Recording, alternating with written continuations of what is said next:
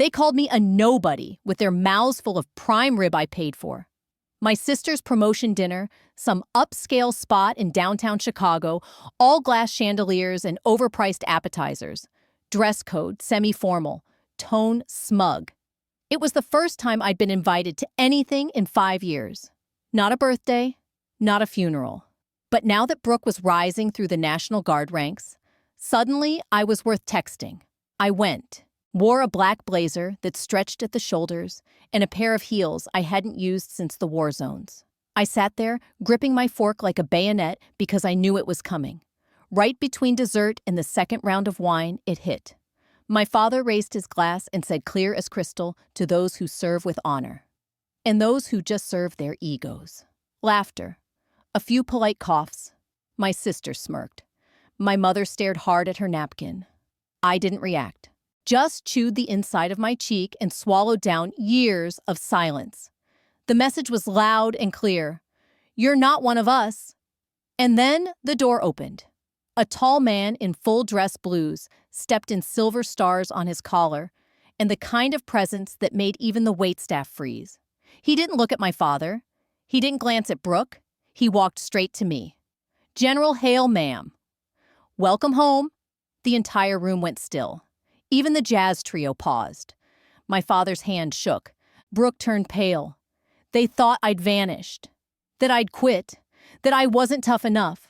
But the truth was, I'd been serving in classified operations overseas. Promotions, citations, battlefield decisions. No one here would ever understand. Because I never came back for applause. I came back for truth. They buried me in silence, but I returned with stars on my shoulders and witnesses. I'm General Morgan Hale. Once their pride, then their shame.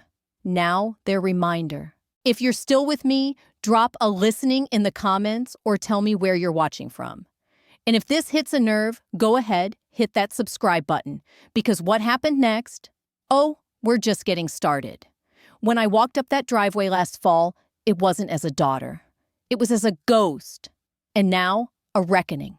Combat boots polished to a mirror sheen. Metals aligned with surgical precision. Posture so perfect it looked carved from stone. Brooke had only been in the Guard for 4 years, but you'd think she'd led a battalion through Baghdad. Me, I was the afterthought. The "oh, right, Morgan's coming too" on a text chain I was never meant to see. When I arrived at the church reception hall, there was no name tag for me, no seat at the main table. My Aunt Linda glanced up and waved toward the back of the room near the coat rack. "Sweetie, this spot's for Lieutenant Carter." "Mind sliding over there," she said, motioning toward a folding chair by the janitor's closet. I smiled, nodded, and walked to the overflow table, the one with the half-wilted centerpieces and forgotten cousins. There was a big photo display set up near the stage. Dad in his Gulf War fatigues, Grandpa in Korea, Brooke beaming in her graduation blues from basic. I stood there for a minute, something tugging at me, and then I saw it. Or rather, didn't. My West Point commissioning photo, gone, replaced by a faded family Christmas picture. Pajamas, cocoa mugs, no uniform in sight. I found my mother by the buffet line. "Hey, Mom! Where's the picture of me in uniform? The one from my pinning ceremony?" She didn't even look up from the deviled eggs. "Oh, that one." It was getting old. Figured we'd use something more recent. Her voice was light, but her eyes stayed fixed on the tray, like I was something to look past, a shadow someone forgot to move. Later, a cousin asked what I was doing these days. Before I could open my mouth, Brooke chimed in, chuckling. She used to do some kind of consulting, I think. Now she's mostly home, probably retired early. Someone added, "Office jobs are safer anyway, better than doing nothing." Their laughter wasn't mean. It was worse, it was casual. Like I'd quietly faded into irrelevance. I slipped away for water, letting the cold cup settle my nerves. That's when I heard it. Hale. Morgan Hale. A gravelly voice. I turned. A retired colonel. Broad shoulders, quiet steel in his eyes. "I think I saw your name on the Langji Ridge directive." "Hell of a plan." I blinked, surprised. I heard that plan had too many pages. He paused. "Maybe. But it saved lives. He nodded once. Respectful. Didn't seem like anyone gave you credit, he said. I met his gaze. That was never the point. He didn't have to say more. That look, a flicker of recognition in a room full of people who couldn't even remember I existed, was enough to anchor me again. For a second, I wasn't in that church hall anymore. I was back in the war room. 12 Allied units were waiting on my command. Intelligence urged us to move forward. Every map, every briefing screamed advance. But something in me said, hold. I held. An enemy fire missed us by minutes. 300 soldiers lived to see their families again. Command called the mission strategically flawed. Political fallout, media pressure. They needed someone to take responsibility. I volunteered. My name was scrubbed from the reports. My record buried behind red tape and sealed files. But those men and women, they made it home. That was the cost. And the honor. Later, I returned to the plastic chair near the patio of my place. Someone had quietly filled my cup. I didn't even see who. On the table sat a line of engraved whiskey tumblers. Dad, Uncle Mike, even Brooke had one now. I drank from a plain white plastic cup. No name, no title, but I remembered what mattered. I told myself honor doesn't always come with a nameplate, but if someone dares to speak it aloud, don't stop them. The next morning, I was up before anyone else. The house was silent, but the faint smell of smoked brisket still lingered in the air, like old memories that cling no matter how many times you scrub the kitchen. I wandered into the living room, where the display cabinet stood like a family altar. Not to faith, but to legacy. Dad's Bronze Star, Grandpa's faded Korean War portrait, Brooke's crisp National Guard graduation plaque, perfectly centered. I wasn't expecting to find my face there, but part of me still looked. Old habits die hard. And then I saw it. Not an empty space, but a space missing something. A faint square of lighter wood. A thin outline in the dust where a frame once stood. My chest tightened. I opened the drawer below, the one full of old batteries and forgotten TV remotes. There it was. My West Point graduation frame, still intact. But the photo was gone. In its place, just the default cardboard filler. She hadn't thrown it out. No, that would have required acknowledgement. She just shelved me, like I never belonged in the picture to begin with. Like you'd pack up a holiday decoration once it clashed with the season. She'd taken me off the wall neatly, wordlessly, and without a ripple. Later that morning, I found Mom in the kitchen pouring herself a cup of Earl Grey. Steam rose and curled in the quiet light pouring through the window. When did you take my photo out of the cabinet? I asked. She didn't flinch, just stirred her tea slow and deliberate. Her gaze didn't leave the window. I was rearranging, she said softly. Thought the wall needed some breathing room. Then she added, no one really notices things like that. I nodded slow. I know. No one noticing. Kind of is the point. She didn't answer. She didn't have to. That night, over roast chicken and 2 sweet wine, Brooke lit up describing her upcoming promotion ceremony. She'd reserved a private dining space at a restaurant known for hosting military honors just outside Fort Sheridan. They've got this amazing wall of honor, she said, beaming. If you're being recognized, they hang your photo for the whole week. Mom lit up too. That sounds so lovely, dear. Then she turned to me. Morgan, if you're coming, wear something simple. Nothing too attention-grabbing. I forced a smile. Of course. Wouldn't want to steal the spotlight. I didn't mention that I'd once briefed a 4-star general while wearing full-dress blues under mortar fire, half a world away from this dinner table. Here, apparently, even a quiet gray blouse could be too loud. Later that night, after the dishes had been rinsed and the house had settled into its usual creaks and sighs, I was in the guest room folding the last of my laundry when my phone buzzed. No contact name. Just a number I didn't recognize. One message. They're digging into Langy Ridge. Some journalists found old files. Your name's in them. Be careful. That was it. No sender. No context. Just that stark clinical text, like a whisper in a locked room. I stared at the screen long after it dimmed. Langy Ridge. The mission that ended my career. The operation I swallowed whole to protect others. The one that never made the news until now. I walked back into the living room. The frame still sat there, silent, hollow. No photo. Just the shell of where I used to be. I traced its edge with my fingertip, quietly touching the space I once occupied. How many memories had I lived only to be quietly erased, later scrubbed from the narrative that demanded polish over truth? The frame was still there. It was only the photo, the proof of my presence, that hadn't made the cut. The promotion ceremony was held at a military dining facility just outside Virginia Beach. Stainless steel fixtures, patriotic banners, portraits of stern-faced officers staring into imagined battlefields. It smelled like starch pride and power. I arrived 10 minutes early, dressed in a charcoal black midi dress under a structured wool coat. Simple, intentional, the kind of outfit that could disappear in a crowd or command it depending on posture.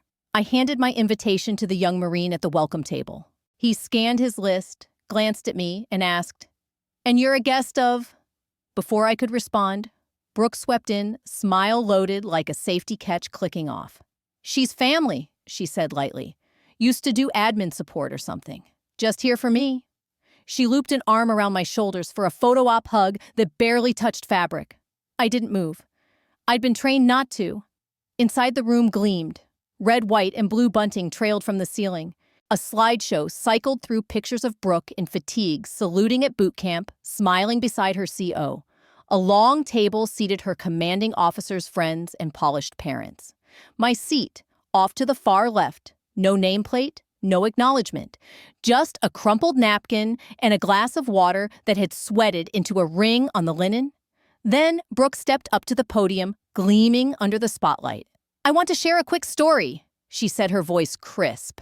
"When I was a kid, my sister once told me, 'You go ahead and try. I don't think I can keep up with you.' And that stuck with me. That's when I decided I'd never quit." Polite laughter rippled across the room. A few eyes turned toward me, some with kindness, most with that quiet pity people reserve for those they believe have been left behind. I tightened my grip on my fork, stayed silent. I refused to become a footnote in someone else's victory speech. The ceremony rolled on. Applause. Commendations. Flashes from smartphones. Then the double doors creaked open. A man entered in immaculate dress blues. No creases, no doubt. The kind of man who didn't just salute authority, he signed it. The Pentagon stars on his shoulders told the room everything before he even spoke. He scanned the room like he was still commanding an active combat zone. Every corner, every shadow. Brooke spotted him first and moved fast. "Colonel Maddox? Sir, I didn't know you'd—" He didn't let her finish. His eyes slid past her like she was fog, then locked straight onto me.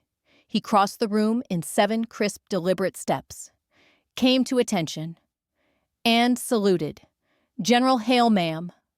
His voice cut clean through the low murmur of silverware and small talk. "It's been far too long." Every fork froze. Every gaze snapped toward me. My father's expression collapsed into something blank and pale. A voice near the back whispered, "General, is she really?" Brooke's mouth opened, but no sound followed. She looked like someone had knocked the floor out from under her spotless boots. I returned the nod slowly. "Sir? Welcome. It's good to see you again." Colonel Maddox turned to the younger officers trailing behind him. This woman coordinated the withdrawal corridors during Operation Sapphire Ridge. He gestured toward me, calm but clear. Half the Joint Command in Europe owes her their necks. I didn't smile. I didn't need to.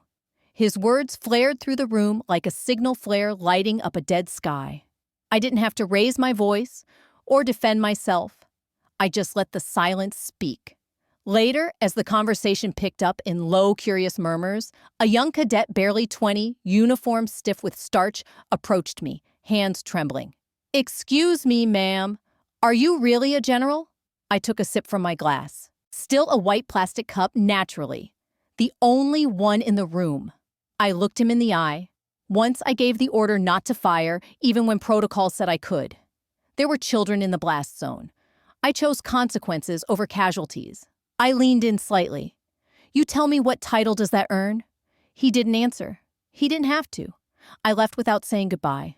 No hugs, no pleasantries, just the sharp chill of unfinished business at my back. The next morning, as dawn crept across my guest room window, I opened my inbox. There it was. Subject line: Sapphire Ridge.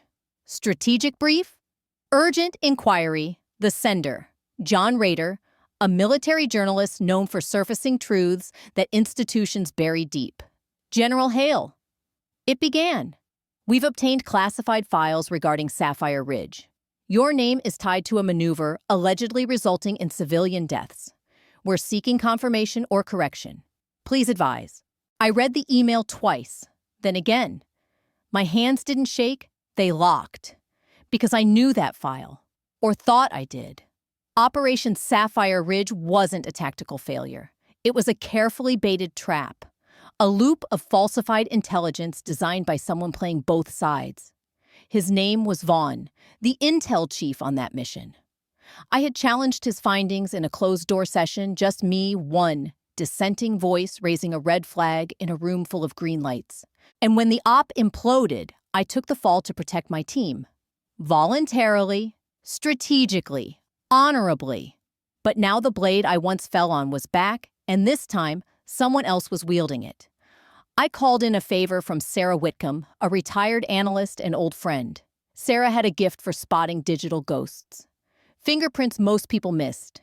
She'd worked with me on Black Zone Ops, where silence had been the deadliest weapon.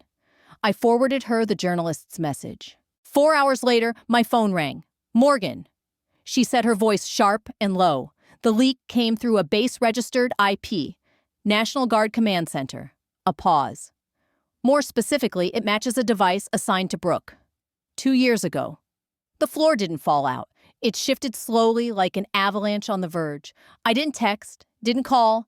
I just drove. Straight to her base. No warning, no clearance. Just the kind of posture that still turned heads. I found her in the break room, scrolling her phone with one hand and sipping coffee with the other. I sat across from her. Quiet, measured. Then slid a printed network trace across the table. Did you know the last login to that file came from your device? Her eyes flicked down, then up, then away. No denial. Her jaw tensed. I sent it, she admitted flatly. Last year. She stared at her cup. I was tired of hearing your name whispered like legend. Even when you weren't around, I was still in your shadow. I just wanted to erase that. It didn't sting, not the way betrayal usually does. It just felt empty, like standing in a room stripped of furniture, echoing in silence. I looked at her, not as a soldier, but the little girl I taught to ride a bike, who once cried when she scraped her knees on gravel. You think I don't know what it feels like to be erased? I said softly. But the difference is, I never tried to erase you. Brooke's voice cracked. I was wrong. I know that now. But people still see you, Morgan. Even when you're gone? I just wanted to be seen first. And so we sat there. 2 uniforms, 2 sisters, 2 soldiers on opposite ends of a quiet, invisible war.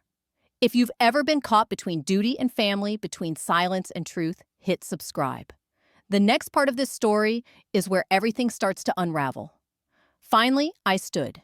I didn't come here to reclaim my honor. I said, voice, calm, cold, steady. I came to keep the truth from being rewritten.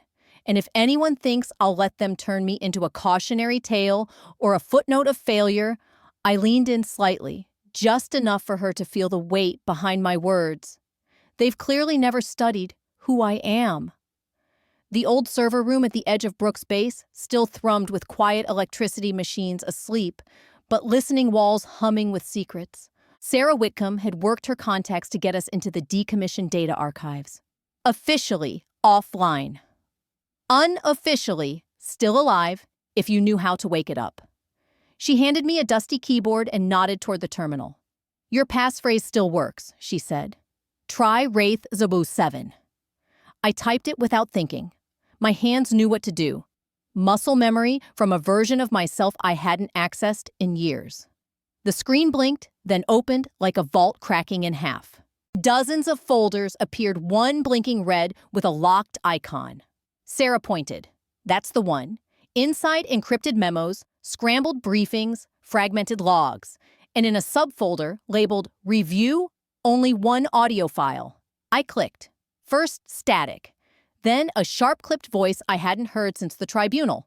You will reprioritize Sector Delta. I don't care what Langston says. Execute Strike Protocol 5A, civilian risk noted acceptable. General Vaughn, clear as glass. Ordering an illegal adjustment of our targeting criteria, circumventing chain of command. That order had led to civilian casualties, and I had taken the fall for miscommunication. Sarah whispered, if this goes public, he's done. Stripped. Maybe prosecuted. I nodded. But it wasn't the air conditioning making me cold anymore. The media was already circling, and the internal investigation. It had landed hard on Brooke. Her device had been tied to the leak. She was facing suspension, possibly a dishonorable discharge. I knew what I had to do. I walked into the guard counsel's office wearing my old service coat, medals tucked in my inner pocket. I didn't need them visible. Not anymore. When they asked what I knew, I answered plainly. I gave the order for Captain Brooke Hale to re-access that file. She was following my directive during an internal review of Sapphire Ridge anomalies. A pause. You're saying she acted under your command? One board member asked. Yes, I said. Any breach of protocol belongs to me. I'm not active duty, I said evenly, but I bear the responsibility. A lie. But not a betrayal. A shield. That night, back at my temporary office at the Strategic Analysis Academy near Norfolk, something felt wrong. The door's edge had faint pry marks, fresh like someone had forced it gently, carefully. Inside, everything looked untouched. My chair was centered, the lights still set to motion sensor dim. But when I opened the locked drawer, the USB drive was gone. The one with General Vaughn's voice. In its place was a folded note. No name, no flourish, just one line in rigid block print. You think you're the only one who remembers how war works at the bottom, a stamp in red ink, an eagle clutching arrows, talons outstretched. My breath caught. That seal hadn't been seen in a decade, a defunct black unit buried after Operation Sapphire Ridge.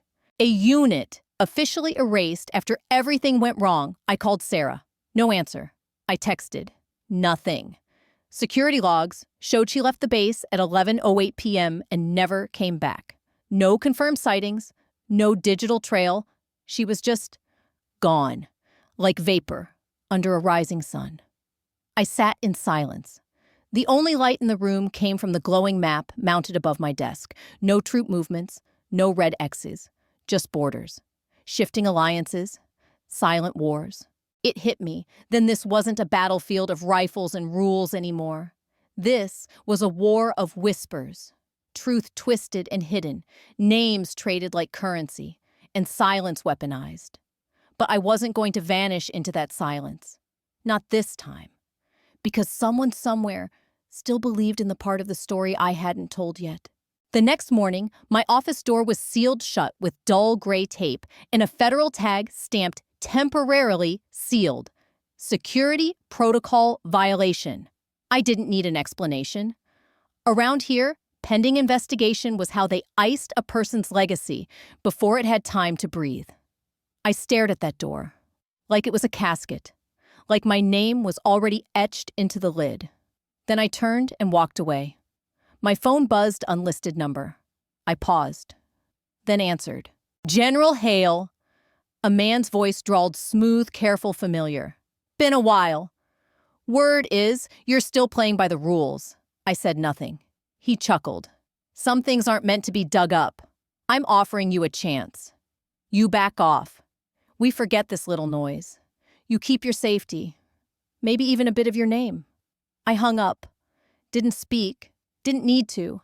It was Vaughn. I knew that voice anywhere. By noon, Brooke showed up. Her hair, wine-blown eyes burning with something I hadn't seen since we were kids, climbing rooftops just to feel above the world for once. I found something she said before I could even open my mouth. You're suspended, I reminded her. She nodded. Exactly. which means I've got time. She handed me a tablet lit up with raw code. I accessed guard servers, dug through audit logs, found the IP that deleted the last backup of Vaughn's voice file. I stared at her. You could be permanently discharged for that. She clenched her jaw. I erased you once, Morgan. I won't let them do it again. I didn't hug her. I couldn't. Because if I did, I might fall apart. Later that evening, the wind rattled the rusted vent of my temp office near the coast, the only sound in a room lit by one lonely desk lamp. Then an encrypted message blinked onto my screen. The sender scrambled. The message brief. I'm alive. They're holding me at the old comms post south of Fort Hamilton. I have the data. Strix runner is the key. No signature. But I knew. Sarah. I dropped a secure ping to Barrett, my oldest contact from Special Analysis Command. If anyone could reach a ghost site like that without setting off alarms, it was him. And of course, there was Ethan. The kid had a talent for showing up at the wrong moments, but listening at the right ones. He found Brooke and me in the parking garage, huddled over IP logs and risk we couldn't afford. He didn't interrupt, didn't blink, just stood until we noticed. Then, calmly, ma'am, do you think sometimes honesty needs as much planning as a strike op? I studied him. Every time I said, but only if you believe victory isn't worth your soul. He nodded, slow, thoughtful, then walked off, no fanfare. That boy would make a fine officer if the system didn't chew him first. Just before midnight, another alert hit my inbox. Military Intelligence Summit. Arlington. 3 days. Confirmed attendees. Foreign delegates brass, and at the center, General Marcus Vaughn. He wasn't there to discuss diplomacy. He was there to kill the truth in a room full of suits. He'd walk in with polished medals, camera crews, and a speech polished by 6 hands. There'd be applause, dignitaries, smiling optics for morning news, while beneath it all, the truth would be sterilized. Scrubbed clean like a wound stitched shut without treating the infection. I stared at the blinking cursor on my laptop. It felt like it was daring me. Time was up, and hiding.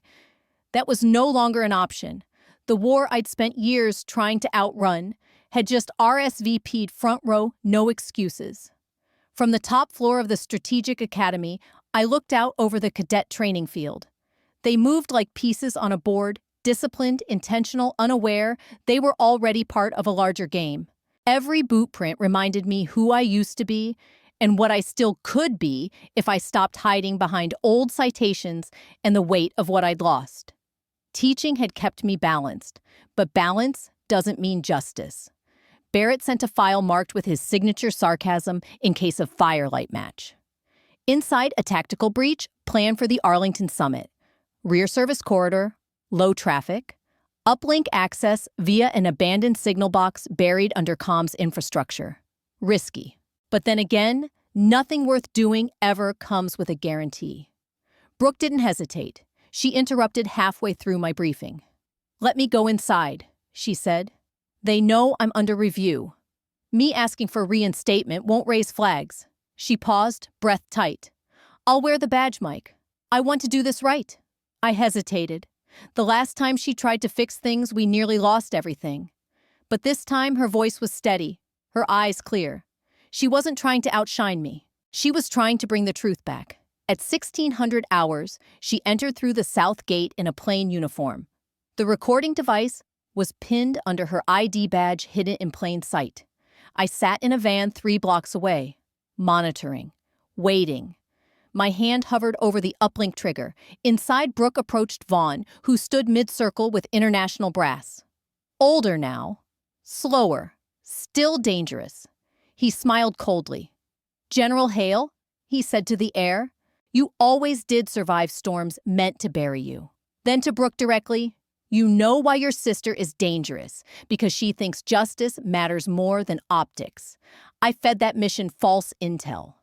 "You know why," he smirked. "Because cleaner wins make cleaner headlines." I hit the broadcast. His voice poured into the room's speaker system. For 3 full seconds, frozen silence. Then static. The signal was cut. Someone had traced our uplink and severed it. Outside, I sprang from the van, yanking cables, rerouting power through backup channels. Ethan was already at the signal relay box, crowbar in hand, working the bolts. He turned just as a shadow bolted from the far lot. A single gunshot cracked through the air. He staggered, hit in the shoulder. I caught him before he hit pavement. His sleeve bloomed dark red, and still he gritted his teeth and whispered, "Don't let them win with silence." I tied the strap high and tight, pressing him against the van wall. My hands knew what to do. My mind was fire. This wasn't about headlines anymore. It was about lives. I bolted back to the equipment bay and reinitiated the secondary feed. The system surged, then caught. I leaned into the mic, no longer speaking as a general, but as a witness. My name is Morgan Hale. Once they called me irrelevant. Today, I carry a truth. When power rewrites records, soldiers die under lies. Silence isn't strategy, it's complicity. The feed held. Vaughn's voice, clear damning, played again, this time across the summit floor without interruption. Inside the marble-paneled briefing hall, heads turned. Chairs creaked. Not a single smile remained. They didn't shout. No cuffs. Just two plainclothes officers escorting Brooke and me through a side corridor into a room that smelled like fluorescent lights and stalled justice. No introductions, no explanations. Just a metal table. 3 chairs. And tension. Then Vaughn entered. His expression was composed, but his fists clenched, knuckles blanched white. His uniform gleamed too hard, like a man wearing armor made of metals. He wasn't a mentor now. He was the wolf, and we were cornered. "I'm offering you peace," he said. "Early retirement, commendation, your sister walks, your cadets stay protected, and you preserved in the footnotes of history." I didn't blink. "You still don't understand," I said. "I never fought for legacy. I fought for something you couldn't forge, dignity." He gave a short, sharp laugh. Then the door burst open. Barrett entered first. Ethan, arm in a sling, followed close behind, his gaze like steel. And behind them, Sarah, pale, gaunt, but very much alive. She stepped forward, pulled a drive from her coat and set it on the table, an offering. "Or a grenade. Full log," she said. "African relief diversions, falsified ops, audio, all of it, untouched." Vaughn lunged, but Brooke was faster, stepping between them, her uniform crisp, her eyes locked. Unshaken, unafraid. "I was afraid of you once," Brooke said, stepping between him and the evidence. "Not anymore." I took an oath of honor, not blind loyalty. Security burst through the side doors, but they didn't come for us. They came for Vaughn. And in that moment, as cuffs clicked around his wrists, he understood what it meant to lose a war he never thought he'd have to fight, one built on truth, not control. As we were escorted out, a nurse caught me near the stairwell. Her face was pale, her voice urgent. Ethan collapsed, internal bleeding. They stabilized him. But it was close. Too close. I stood outside the ICU, watching him breathe through layers of tubes and soft light. Machines hummed beside him. Monitors blinked like heartbeats.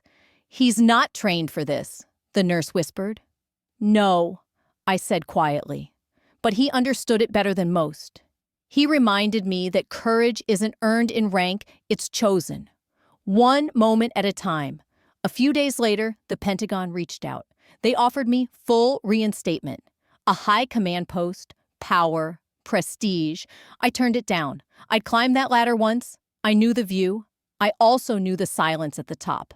The cold air where truths were buried for the sake of image. Instead, I went back to the Strategic Academy. Not because I couldn't rise again, but because I finally had the strength to lead others without compromising who I was. And this time, I would not be silent. The headlines traveled faster than I expected. Across military journals, defense channels, mainstream outlets. General Marcus Vaughn arrested for embezzlement, intelligence falsification, and evidence tampering tied to Operation Sapphire Ridge.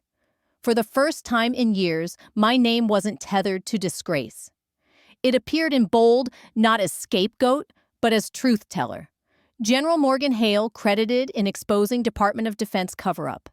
It didn't feel like redemption. It felt like gravity loosening its grip. Then came the summons. An internal review. A hearing before the same panel who'd once dismissed my concerns like static in the wind. Some of them pretended not to remember. I didn't dress for ceremony. No ribbons. Just the truth. I didn't dramatize. Didn't soften. I spoke plainly. I didn't seek to be a martyr. But silence is not neutrality. And I won't apologize for disturbing a peace built on lies. The verdict, full restoration of rank and honors. No charges filed, protected under public integrity statutes. Brooke formally reprimanded, retained in service. We walked out together, not as flawless daughters, but as whole women. Later, I returned to the house I hadn't stepped foot in for nearly a decade. My childhood home in Alexandria, untouched by time and filled with echoes. On the hallway shelf where once there had been an empty space, now sat a photo of me in uniform. Once removed, now returned. Positioned beside Brooke's graduation photo, a quiet rebalancing of memory. My mother stood nearby. No tears, no explanations. "I never knew love could be that silent," she whispered. Her voice cracked at the edges. "And that cruel." I nodded. "I'm not here to blame," I said gently. "I'm here to lay it down." My father, who had barely looked me in the eye since my discharge, stepped forward and handed me a small wooden box. No words. Inside was a letter dated 3 weeks after I left active duty. His handwriting. Unsent. I didn't know how to say I was still proud it read. Didn't know if you'd want to hear it. I didn't read the rest then. Just folded it, slid it into my jacket close to my heart, where it belonged. Back at the academy, a new photo had been pinned to the bulletin board outside the cadet mess. Me, Ethan, and a handful of young officers, laughing, arms slung around shoulders. No ranks, no salutes, just people. Beneath the photo, someone had scrawled in thick black marker. She didn't fight for attention. She fought for attention to the truth. That's when it hit me. Legacy isn't built by medals. It's carried in the lessons people choose to remember. The next morning, I walked into my lecture hall. No insignia on my collar, no spotlight, just the whiteboard waiting. This isn't a class about war, I began. It's about what comes after. When silence becomes more dangerous than fire. When truth gets traded like currency. I looked across their faces, wide-eyed, expectant. Today, we learn how to win and still walk away with our soul.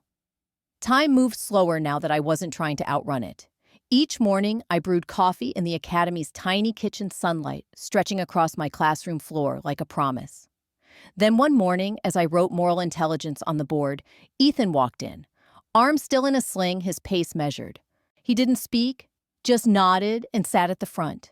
After class, I found a folded note on his desk. It read, "I used to think courage was a loud scream. Now I know. It's the quiet truths, the ones whispered when no one's listening, that leave the deepest mark."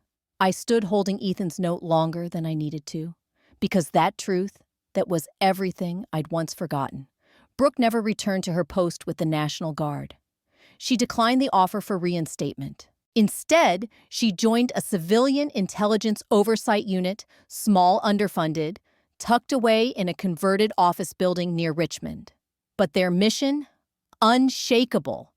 To investigate internal abuses from the inside out. Why, I asked her one afternoon sipping coffee on a park bench near the academy. She smiled, tired but steady. Because if anyone knows what it's like to be betrayed by the thing you gave your life to, it's me. I couldn't argue with that. A month later, we drove together to the old base where I once held command. The operations building had been repainted. The personnel roster on the wall was clean fresh, and my name was nowhere in sight. But beneath a withered chestnut tree behind the parade yard, Brooke and I placed a small bronze plaque. No name, no rank, just 6 etched words. For those who died unnamed but never unnoticed. We didn't say much. Grief shared in truth doesn't need words. It lives quietly, in breath, in memory, in silence. The night before my final lecture of the term, a message appeared on my secure line. No ID, no sender. Just 12 words. Morgan, the cracks in defense haven't stopped. But now, They know you're not standing alone. I didn't trace the source, but I kept the message. Because once I was erased, forgotten. And now I had become the reason someone out there had to rewrite the record. The next morning, I stepped into the lecture hall. The door clicked shut behind me, holding a kind of reverent quiet. Dozens of cadets turned waiting, not for instruction, for connection.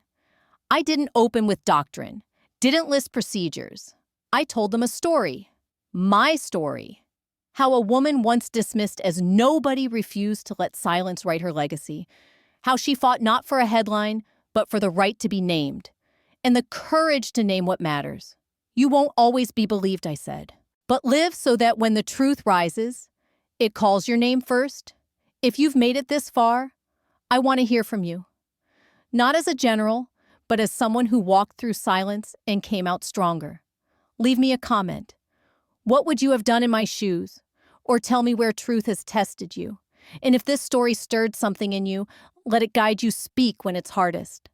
Stand even when you shake and never let anyone erase your name. Because silence protects power, but truth protects people. Hit that subscribe button not for me, but for every voice still waiting to be heard.